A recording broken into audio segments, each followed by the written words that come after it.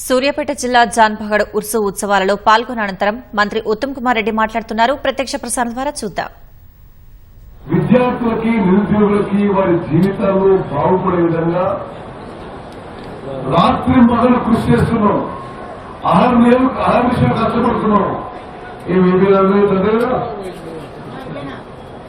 నిజాయితీగా పారదర్శకంగా పనిచేస్తున్నాం.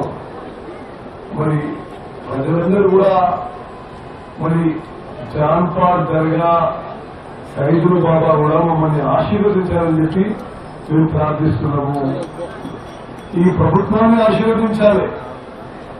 ముందు ముందు కూడా ఈ ప్రజలకు మరింత సేవ చేసే విధంగా మమ్మల్ని ఆశీర్వదించాలి, మాకు బలం చేకూర్చాలని చెప్పి కోరుకుంటున్నా. మీడియా మిత్రులు మీరు తెలిసి ఆశ్చర్యపోతారు.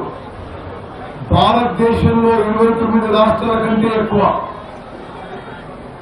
ఉమ్మడి ఆంధ్రప్రదేశ్ లో 23 జిల్లాల కంటే ఎక్కువ, తెలంగాణలో టీఆర్ఎస్ ప్రభుత్వంలో హయాంలో కంటే 10 ఏళ్ల కంటే ఎక్కువ మొన్న వానాకాలం పంట రికార్డు స్థాయిలో 155 లక్షల మెట్రిక్ టన్నులు పండింది.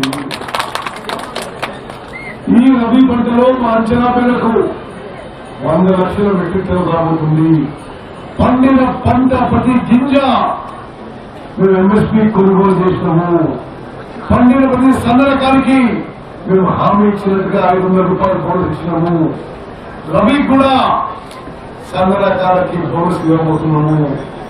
మరి ఈ జాన్పాడ్ దర్గా సైదులు బాబా గారు మమ్మల్ని ఆశీర్వదించాలి.